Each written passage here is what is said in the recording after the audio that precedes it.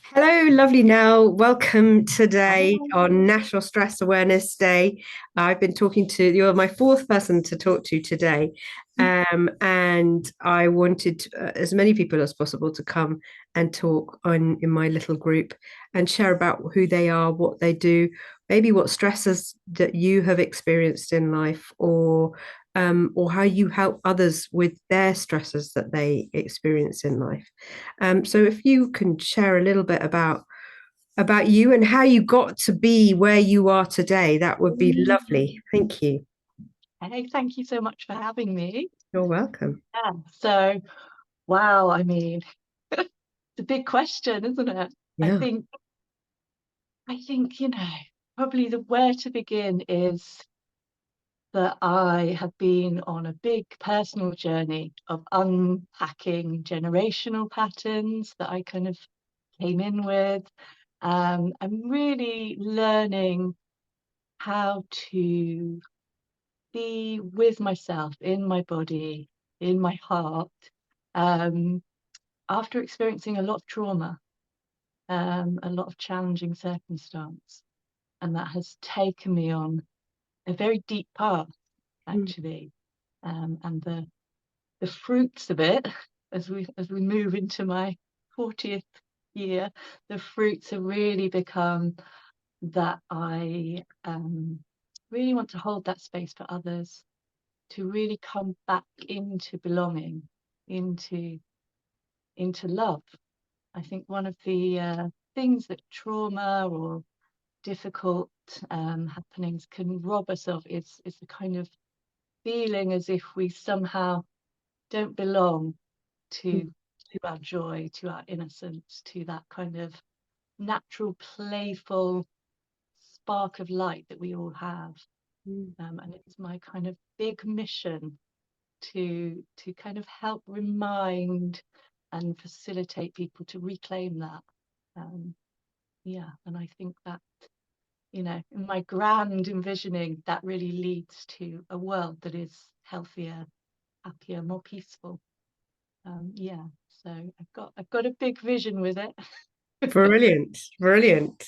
And so how do you do that? What tools do you utilize to? Yes, practicals. Yeah. Yeah, so I rooted as a integrative counsellor. So that was my first kind of foundational training. So yeah, I've got that holding and trauma-informed practices are kind of at the key of everything I do, because I really, you can do some sort of spiritual clearing, but I think if you're not regulated, if your nervous system isn't regulated, then it's not going to land or be integrated so well. So that's a kind of foundational level. And then I am a family constellations facilitator, which I know you love. I do. I'm very passionate about it. Absolutely. Yeah. And that really encompasses those wider systems of how we belong. So I really bring that into my work, to help people make sense of the where am I coming from and what patterns am I coming Mm. from. And also, I think importantly, what's not mine to carry is a Mm. key one, is that we can think, oh, I'm not getting anywhere. And it's like, yeah, because you're trying to solve something that isn't yours to solve, it might belong 2 generations back. Mm. Yeah, and then my main mode of working is belief coding, which is a fairly new modality, Yeah. um, and which combines several kind of elements of creative kinesiology, EFT, quantum healing, Psych-K. Got a lot in there. There's more. Mm. Emotion code as well. Yes, emotion code's the main. I knew there was another main one. Thank you. And in the simplest form, this is all about really working with the subconscious, with the body's knowing, to go, okay, what's showing up in your life that isn't working, that feels out of balance? And then working with each individual's body wisdom through muscle testing to ask, where is this, where did this originate? And then bringing in variety of tools to disentangle whatever emotional story has been caught at that place, and then code in new beliefs. So you can really choose, which is the part I love, where Yeah. my clients get to choose, okay, how would you like to feel? What would you like to be Mm. running as your default behind the scenes Mm. framework? Yeah, which is the fun part. Absolutely. And I'm really interested in belief coding actually. I don't know. Yeah. I don't, yeah, I have never tried it myself. So I'm kind of quite interested to know more about it. And I don't know why I've had a skepticism about it, because the woman running it does a lot of Facebook advertising, and she seems a very hot on marketing. And I was just a bit kind of, it kind of something didn't resonate with me for that reason. And Yeah. um and so I was a bit dismissive, and yet I've met some great people now subsequently who are doing the work, and I'm now so that's what's actually shifted my thinking on it, because Mm. the woman running it didn't really, I didn't I didn't connect with, I didn't feel, Yeah. I felt like she was very good at marketing, and I was worried. I was kind of like, has she combined something together? Yeah, so I was kind of like, so I'm just curious to know more about it, really, because of my Yeah. limited belief. And I need some belief coding to change my belief on it. Because I'm fascinated about it, and I want to know more about it. And I'm kind of like, I've been, I suppose the reason I've been skeptical is because I've been wanting to know about it. I've been wanting to learn about it, and I was like, this sounds so much fun. Or Mm. am I getting sucked into something that, which I can easily do get into? We've all been down the, I've seen this Instagram ad Yeah. enough times, and now suddenly I'm pressing buy now, haven't we? Yes. Yeah, I think I do understand, yeah, that. I think Jess, the founder of Belief Coding, is amazing at marketing and comes, probably more from that, and then has kind of gone deep into the healing aspect. But Yeah. I think that, for those of us who were kind of always, began with the healing aspects and then maybe had to figure out our marketing second, Mhm. there can be a bit of a, Yes. it's Yeah. unusual. Yeah. But so I really understand those kind of, that first response of, "Oh." But I think that's actually some of the power of belief coding is its kind of ability to kind of speak to and work for people kind of in a huge range, in that it does kind of have a foot in both worlds. Yeah. Yeah. So Which is great, yeah. because actually ultimately the more people become aware of how, it's another tool in order to become more self-aware, and to develop ourselves, and to become the best version of ourselves. And I'm all in favor Mm, of that, whatever. Everybody has different ways of accessing that, don't they? And it's yeah. just, Yeah. finding what works for one person, it doesn't necessarily work for another. But I love, I'm really, yeah, I say I'm fascinated by it. I think the idea, from my perspective, of to be able to change some limiting beliefs that I hold, there will always, there's, I feel I'd love to be able to do that. It'd be great. So yeah, as soon as I get some money, I'm going to be there. I wish we were closer, because otherwise we could do a fabulous massage belief coding. Oh yes, absolutely. That would be That brilliant. would be, I feel like that would be absolutely just wonderful. Okay, I'll move to you. 7, so pretty. I know, it's stunning. So tell me, Yeah. Yeah, um, what do I tell you about belief coding? Like, what is it that how long have you been doing it? How long, what drove you, what drew you in to Mm. train? Yeah, I mean, funny enough, it was a combination of a relationship breakup. Okay. And I watched one of the free masterclasses with Jess, and just thought, wow, okay, yeah. Because I've tried so many different things through the years, some of which amazing, some of which weren't quite effective for me, at least. But with this sense of like, oh, there are some things that don't shift, or we don't quite get to the bottom Mm, of. mm, So yeah, I, like you, was, you know, really drawn to this idea of, oh yeah, finding out what's right underneath, mm, and being, and then I think the well-roundedness of it is, it's not just we're going to clear this, it's that you're going to choose really specific new beliefs to go in there at the subconscious level, which to me is just really exciting. mm. Is there a form And of sort of hypnosis with it at all, or is it? no, so it is, you know, I've had a lot of RTT, the rapid transformational therapy, that's a form of hypnotherapy, and also EMDR. And I think it definitely, in my experience, works in that similar realm Right, of being able to kind of go right in to the subconscious and right. clear charge from memory. But in belief coding, we actually have a particular way of sitting, which is very simple. It's ankles crossed, hands crossed over. And it's so simple that it almost seems like, what would this do? But actually, what it does is it gets the right and left sides of the brain working together. There's Oh, this very lovely way of just being able to connect to the memory once we've identified it through muscle testing.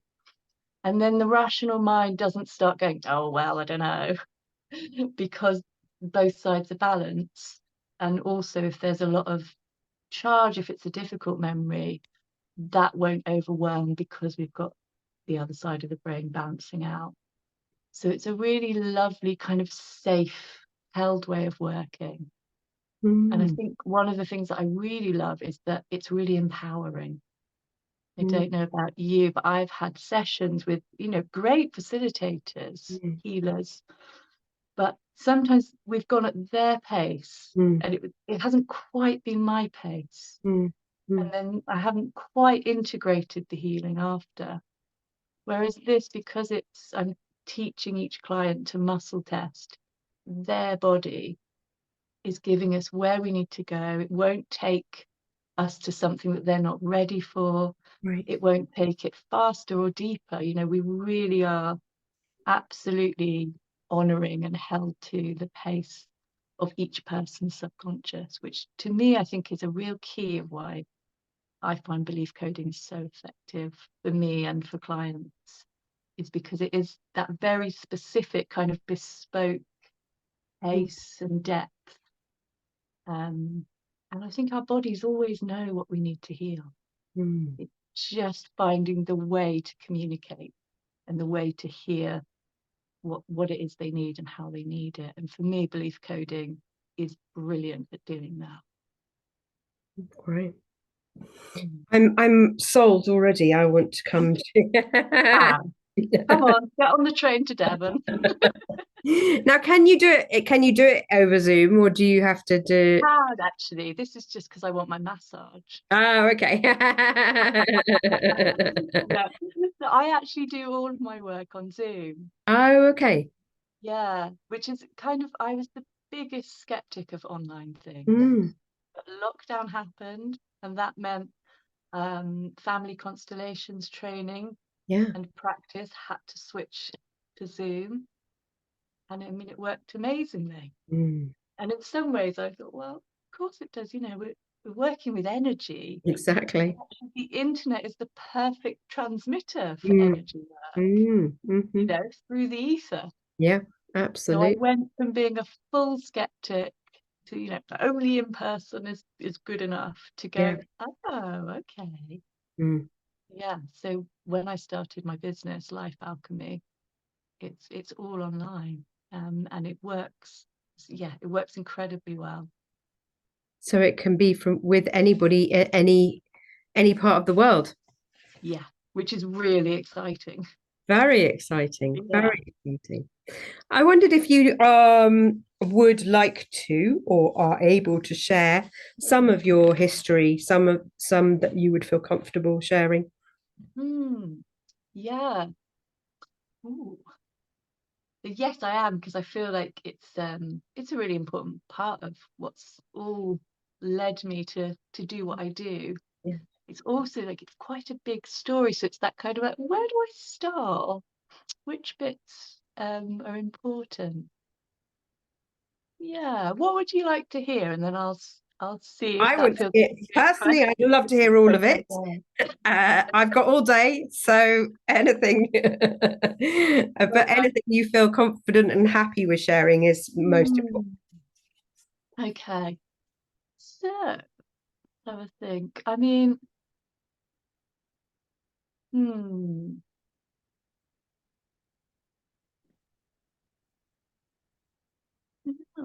like, where shall I start? Um, yeah, so I had a difficult childhood, which was, you know, looking in context as I've grown older, my parents had incredibly difficult childhood families, growing up. So I was born into quite a lot of chaos and dysfunction, which was, yeah, it was really hard, very isolating. And I think that's been one of my biggest kind of belief systems and movements of the soul has been to kind of gather up these young parts that kind of internalize this idea of not belonging or of being separate or on their own, not accepted, which is a huge thing for all of us, isn't it? That need to feel safe and that we belong, that we're accepted. Yeah. It's been a big part of my journey, has to be reclaiming those parts along the way. Right. Yeah. And growing up then and leaving home, how was that experience for you? Tumultuous, shall we say? Yeah, very tumultuous. Yeah, I found myself on my own in the world at 16. Yes. Yeah, and fell in love at 19, like a bombshell on Finsbury Park tube station, and became a mother at 20, which was quite something. Yeah. And also, I mean, I don't recommend having a baby for this reason, but really did for me make me go, oh my God, better get my shit together. Yeah. And also it began me to start going, where have I come from? What's behind me? What's the inheritances, the patterns that are running? What's there? So yeah, it was a steep learning curve. Absolutely. Yeah. It's quite common for, I mean, you're the second person I've spoken to today who's had, that young upbringing where you fall into something because you're falling out of something else, and it's sort of not necessarily always healthy direction to fall into, and having children young as a result of that as well. So Yeah, it was I mean, I've been in the role of carer one form or another from the age of 10. I had much younger siblings, so there was this sort of default of like that I would be the carer. So in some ways, becoming a mother at 20 wasn't quite so shocking as perhaps it would have been to someone else.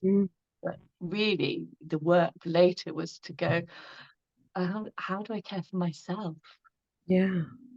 That had been missed through, the love that my parents just weren't able to offer, and the neglect and abuse that kind of ran through childhood. And then I guess this identifying quite early into going, oh, well, I'll do the caring then, I'll put out what I didn't get.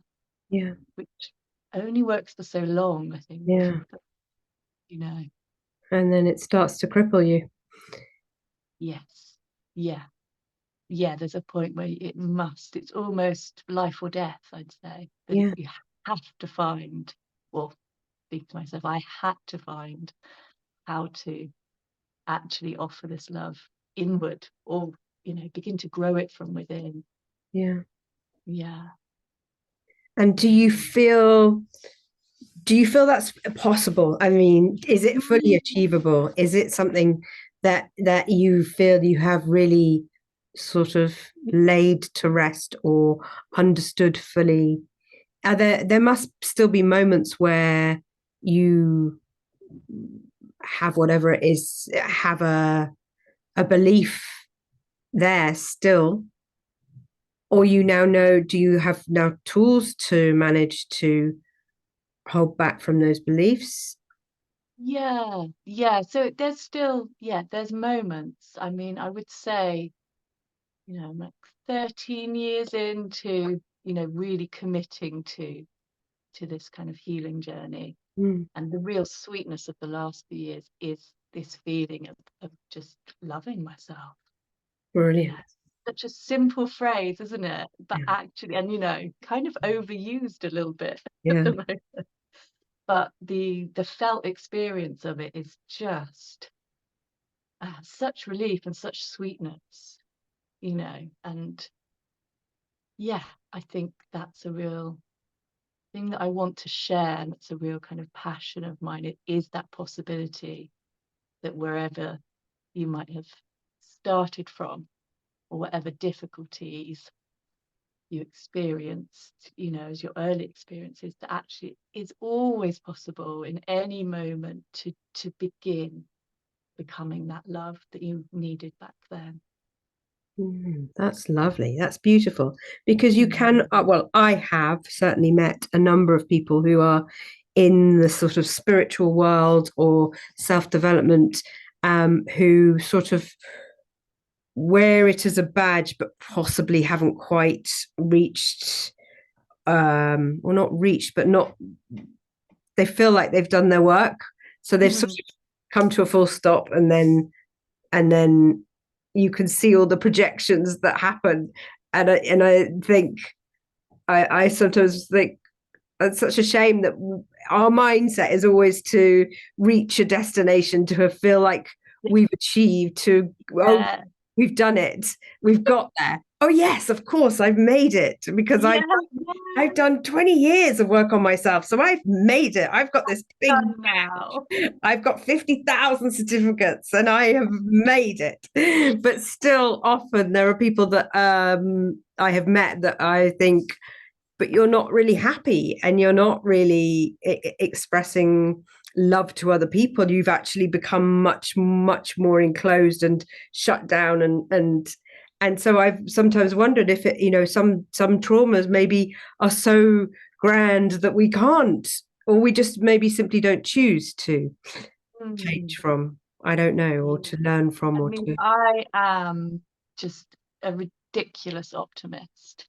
That's lovely. So and I think that probably is, what might have seen me through so Mm, many difficult things, that I genuinely really am passionate about. Yes, of course you can come back into love and belonging. There's no absolute of it will take this, and like you say, and then you'll be tick fixed. mm, mm. I think it is a work in progress and a work in moment. And it's not about never straying off into, having a negative thought, or, Yeah, feeling, yeah. but it's just about going, oh, okay, gather you back in, come on, come back in, there is enough love. That that's my feeling, is that there's enough if you And connect into that where do you bigger think you got that core though? Because that sounds like a core belief. That sounds really like love. you had that all along. That was. I did have that from very small. I can sort of remember being in my little body and being really kind of passionate and kind of like, I will. And my I will was, I will be happy. But as a way, as in my young self was going, I'm going to win. You're not going to win, you who are doing these things. I'm going to win, and I'm going to win by being happy.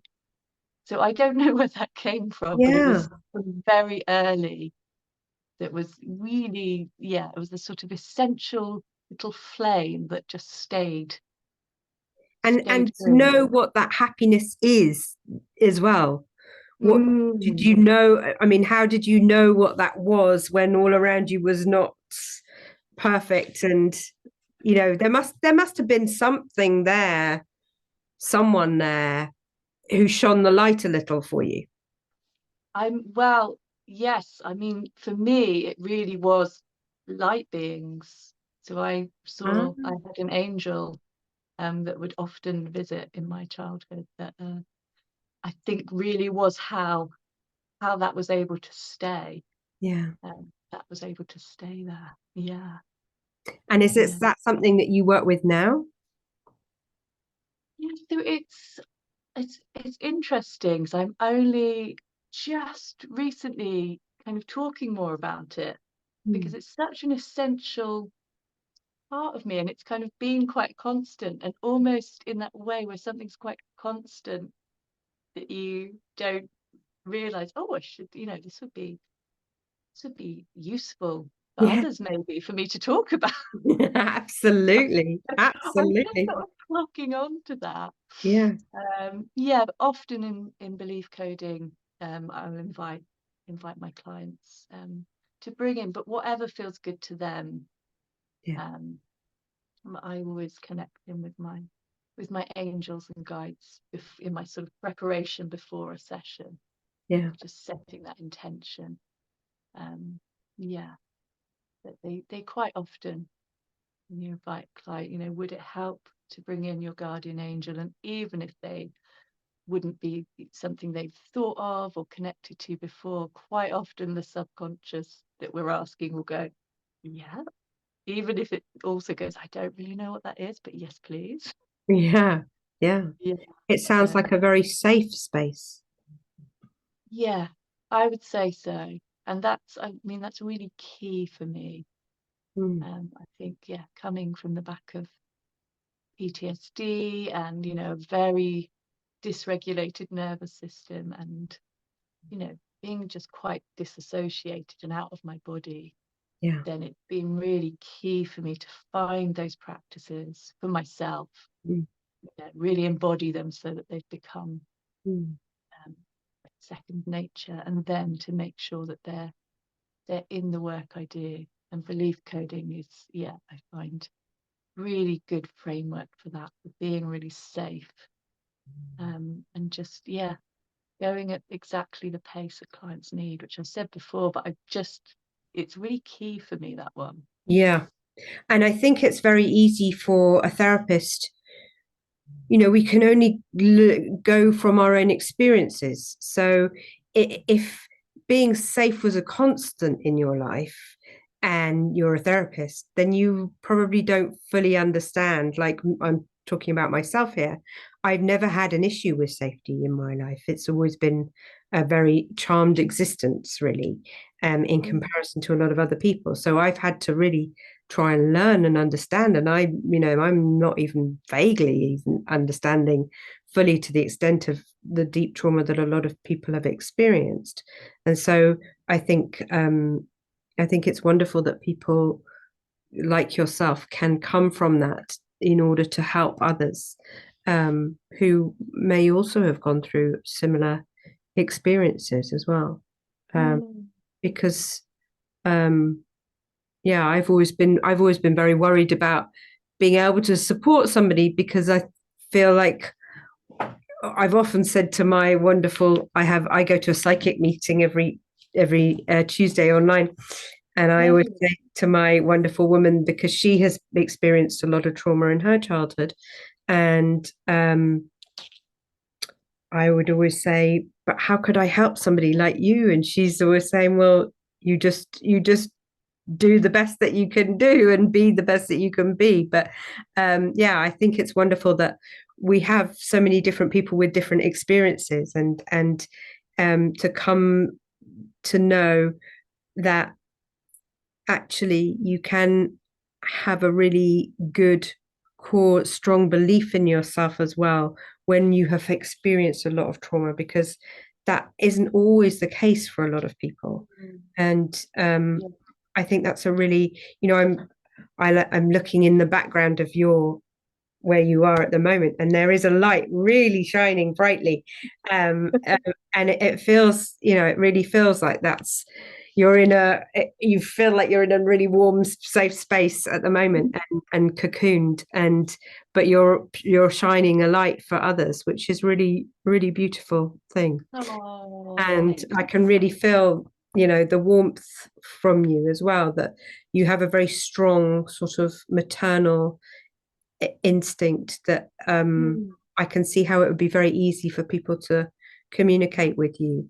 Do you still use are you still doing counseling regularly?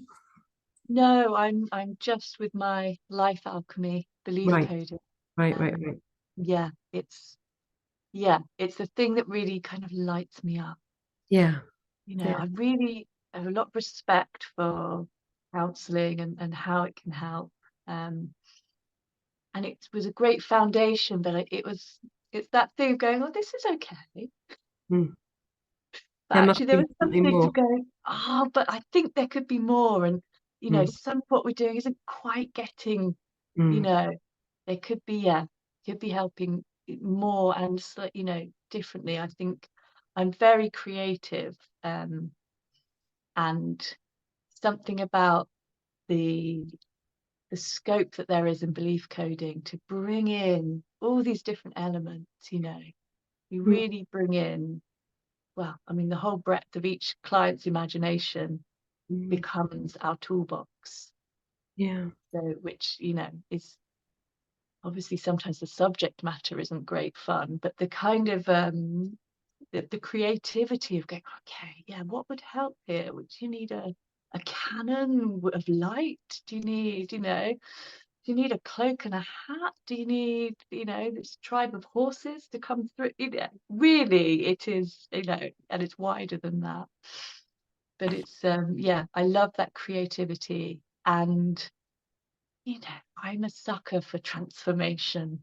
I yeah, know we're a little bit addicted to it yeah, in that, in that we can, as a culture, want the quick fix. yeah, And I would never, um, I never kind of try and suggest that my services are a quick fix, but I do really love being able to facilitate those kind of deep changes of, where we might have carried something for decades and it hasn't really shifted, and having these kind of set of tools to go, oh, okay, let's go in and let's kind of really fine tune this to just what you need in a way that's creative and sometimes, hilarious. There's laughter as well as tears through a session.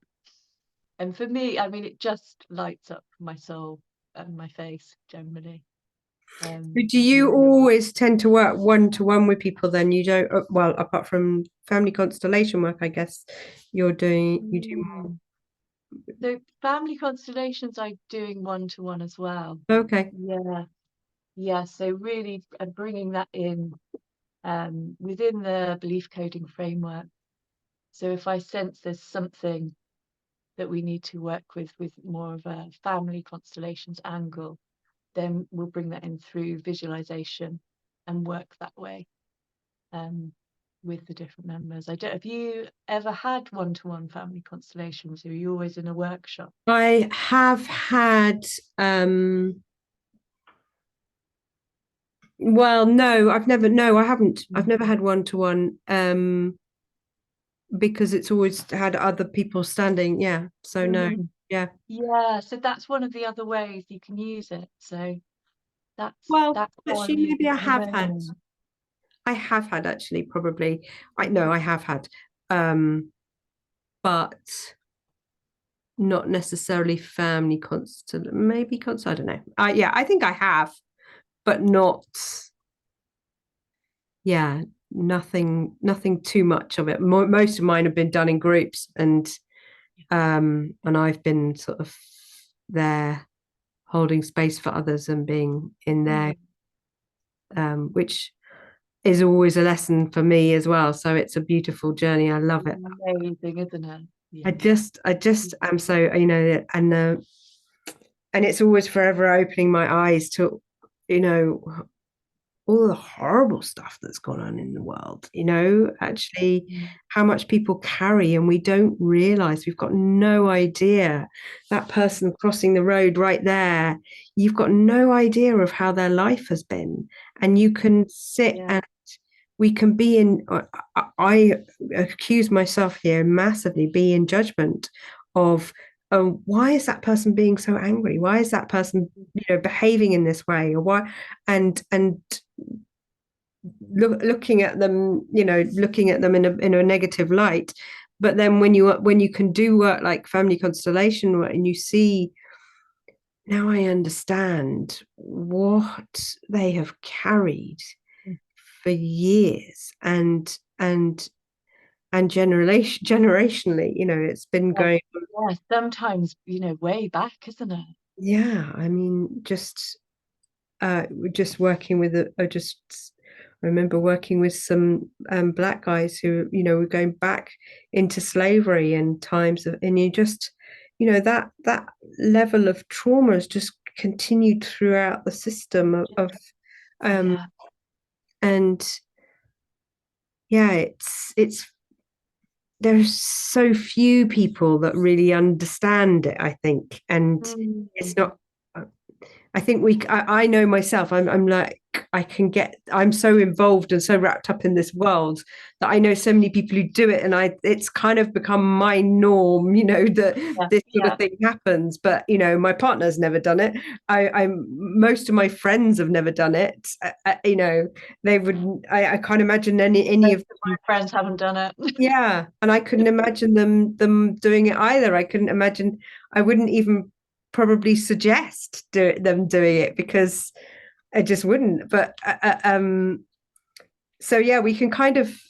Sometimes I forget that that it's still quite niche. It's still quite a small number of people that are working in this way, and yeah, I just feel I'd love the rest of the world. The more people can do it, the better it is, and Yeah.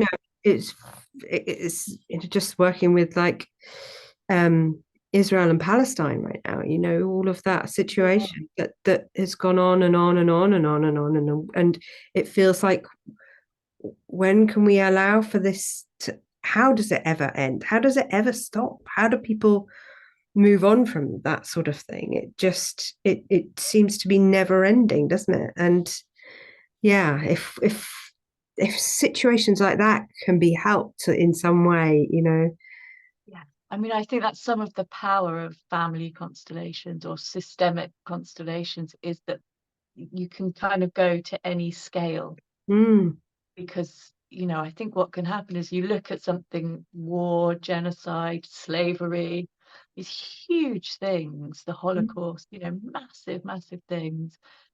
And they're too big for us to take in just as our one human self, aren't they? mm, And so quite often what we can do is either kind of just shut down, because how how do you hold that as one human, yeah, you know?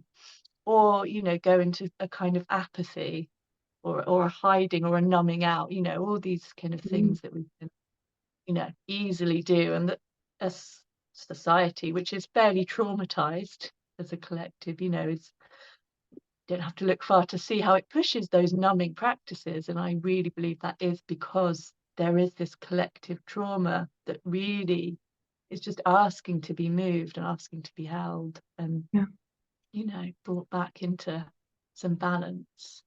I think, the power of constellations is that when you step into that circle, that field, is we've got all the resource of the soul, of life, what I think of as, yeah, kind of life's love of life itself, which is a huge resource. It's, kind of as big as sunlight. Yeah, there's a kind of, and suddenly it becomes possible to look at an issue that, was crippling or overwhelming. mm, And I think that's some of the real power of what happens. And of course, if someone says, well, how? Then Yeah. you go, and it is trickier to explain, isn't Mm. it? And I It wonder if is. that's why it's not more widespread, Mm. or widely known, because it is. I think you can find in probably nearly every country, you can find people doing it and doing it really well, but Yeah. it's not widely known. And I think it is because it's hard to explain why, when you step into a circle with that intention and you stand in this spot and someone stands there, that suddenly you've got access to this huge amount of resource, information, and ability to kind of hold and work with, massive issues. Yeah. I think always the thing is to kind of just say to people to just try it. Yeah. Go try one. I'm just, yeah, I massively encourage so many people to try, because I just think Mm, it's such a great lesson for self in every way. It doesn't matter if it's about you or not, it's always about you.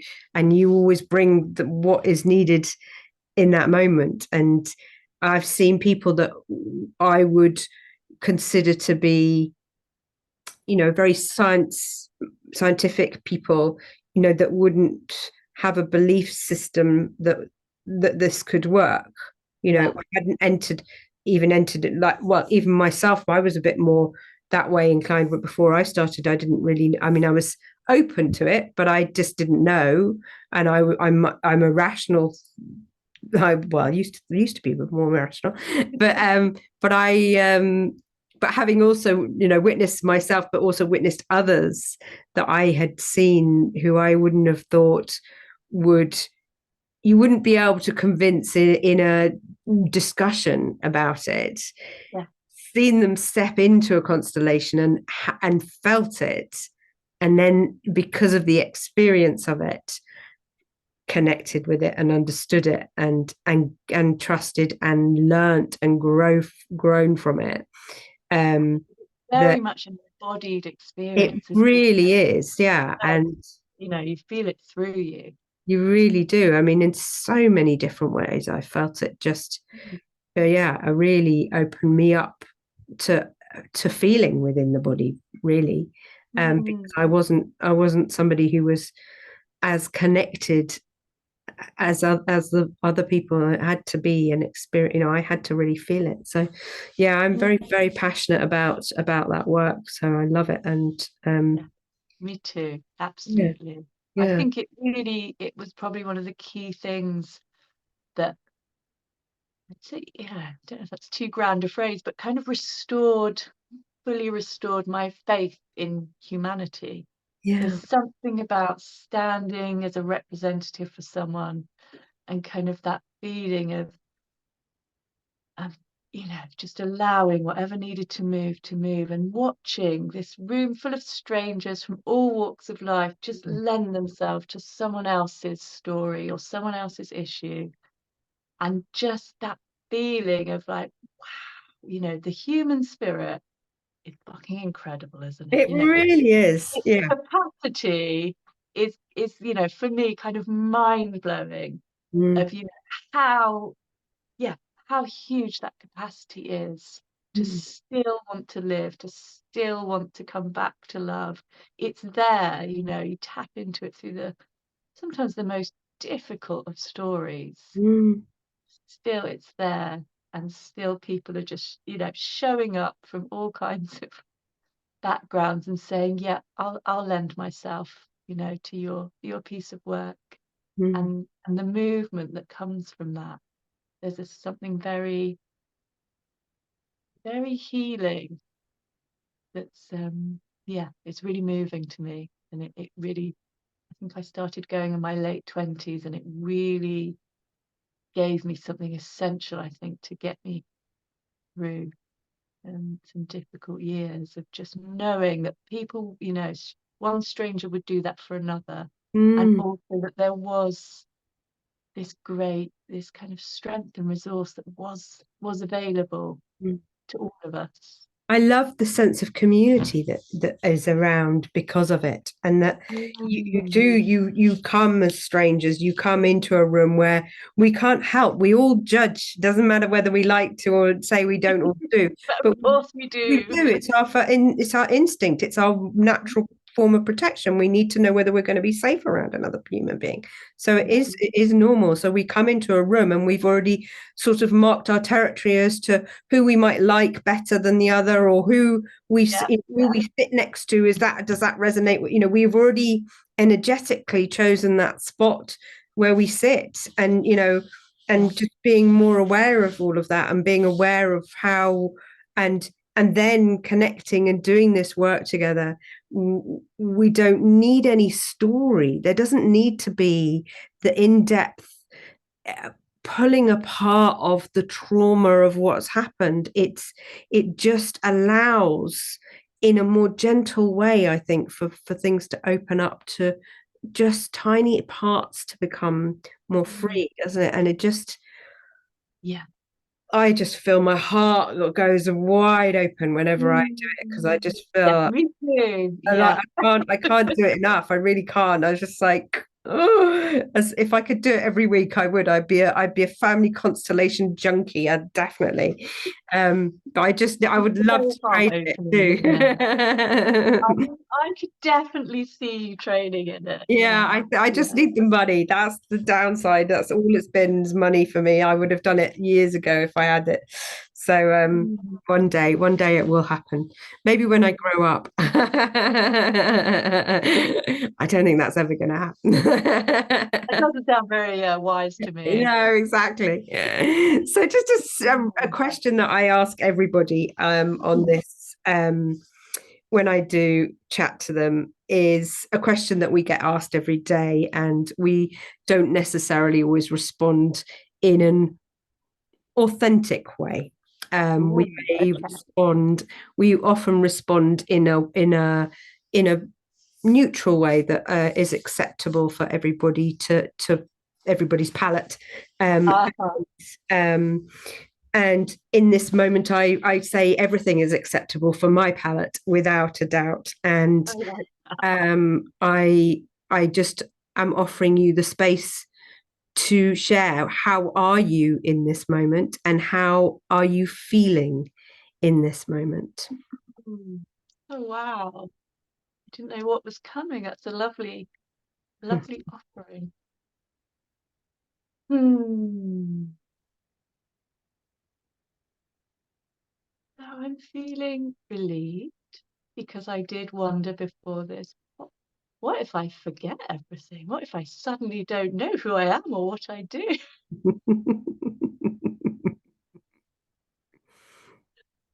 So yeah, there's relief of going, oh, this has been a really great chat. And of course, I know what I'm passionate about. And yeah, yeah.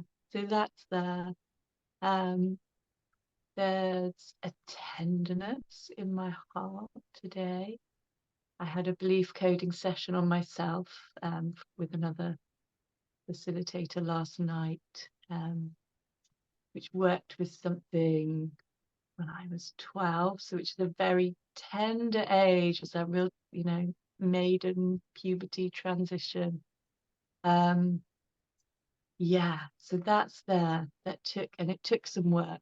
Sometimes it really flows, and sometimes there's a kind of, oh,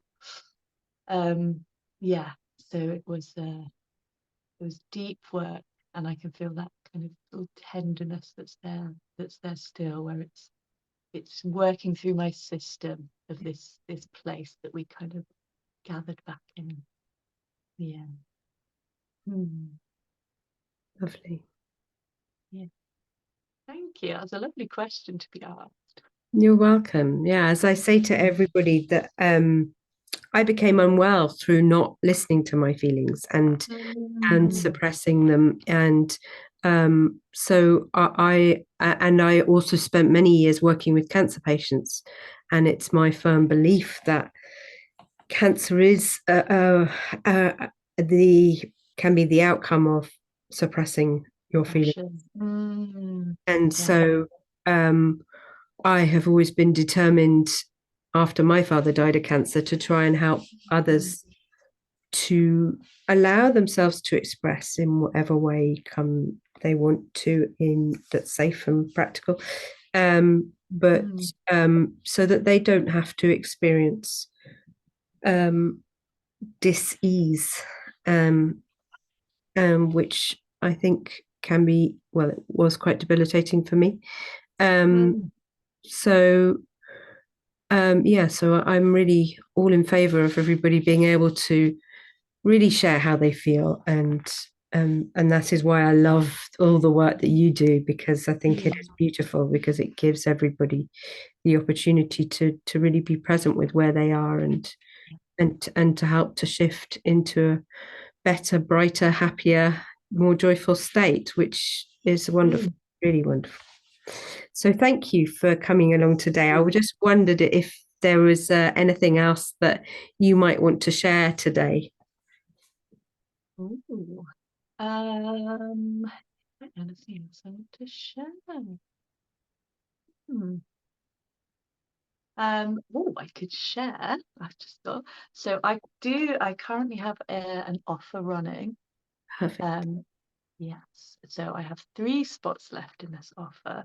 And this is all around money, which I know it can be quite a murky, interesting subject, can't it? Society has a Absolutely. lot of beliefs. We're offered a lot of conflicting beliefs, Are we worshipping the rich people? Are all rich people absolute tossers? Yes. Yeah. There's a Yeah. lot Yeah. there, isn't there? Is There is. money the root of all evil? Does it grow on trees? You Yeah. don't have to search far to find a whole list of often kind of slightly conflicting, Contradictory. Yeah. Yeah. beliefs around money. And I put together this offer because I was really working with those in myself, finding these layers, finding these places that had really, conflated self-worth with money, which, doesn't help. Those two things are separate, but they often can get mixed. And also, finding old messages around, can you be a good person and be wealthy? Can you? Is that allowed? So I've Yeah. been really working this myself, and then I noticed my clients were showing up with similar things. So I've created this lovely container where we really just unpack what's going on, what beliefs are there around money, and work to clear them. Because I am absolutely passionate. I think the world needs more money in the hands of good people. I really do. I think it's absolutely key. I mean, we've Agree seen what more. happens. We see what the world looks like when we just allow it to go into the hands of people motivated by greed and a desire for power over others. So, I think it can be a force for great good. We can really create really big ripples of change by bringing more of it into the hands of people that are connected to their hearts and to visions of creating a fairer world and a more peaceful, abundant one. So, Definitely. I'm all yeah. in favor of that. Yeah, so this is a beautiful container. We start with a coaching session from which I create you a personalized EFT routine, which you do daily.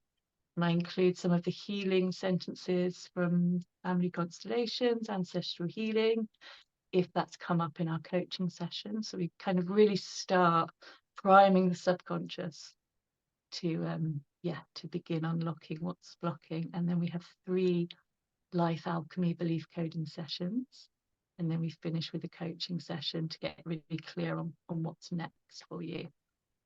So these are all things that I've offered separately in the past, but I've combined them in this particular way, kind of supercharge Yeah. the clearing. So yes, that's my current offer. There is payment plan available. I pop the link perhaps somewhere. Absolutely. That's an Definitely. option. It's no, absolutely, definitely an option. If you send me the link, all the links I will put in the bottom of this video on YouTube and in the group. So, yeah, please do tell me, share everything so I can share it with others. Thank you. Thank you so much for this opportunity. It's been lovely to chat with you. Oh, it's been wonderful to chat to you too, as I knew it would. I've been looking forward to it. So I really appreciate you coming along today and sharing. Thank you. I mean, yeah, it's the longest we've had a chat, isn't it? But I have all the lovely soul sync whenever I'm on live with you. It's beautiful. Right, I really appreciate you coming to Soul Sync because I always feel your lovely energy in it too. I feel like our energies do this lovely little like Yes. It is which is beautiful. really I'm very, lovely. very, very lucky with the Soul Sync that I have a lot of Wonderful. really lovely, beautiful people that come, and I'm forever grateful. Feel that energy. Oh, Yeah. thank Yeah. you. That's what you give out. I mean, you've drawn that to you. It's a beautiful match, I I think, from think what you it's transmit. I'm very lucky, very special, very, very privileged to hold the space for others, but also to be in to have that space with others. So beautiful. It's a beautiful space you create. Thank Thank you. you. Thank you. Thank you again for coming today. So welcome. Thanks for having me. Cheers.